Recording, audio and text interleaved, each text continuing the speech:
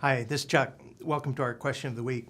This week's question comes in from Angelo in California, and he asked, is it considered unethical for the integrator to charge a client for design services? I was told we can't be both the design firm and the contractor. Well, Angelo, that's a great question.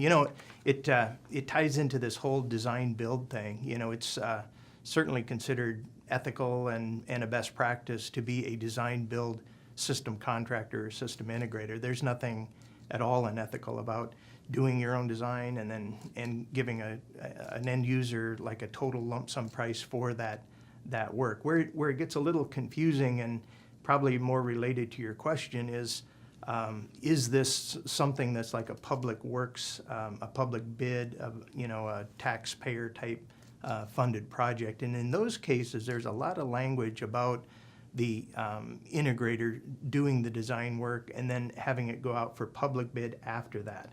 So should you bid on your design on a public works project is probably what you're asking about. In those cases, the provisions, the procurement provisions of that agency will specify that. And in most cases, you can't really do that, nor should you. A lot of times where I think it might be a bit unethical is that if you put into that spec some provisions that only your company has these products or that work result, and then in that case, that isn't a fair bidding practice, no. But as far as design build, absolutely, and that's a very common thing right now.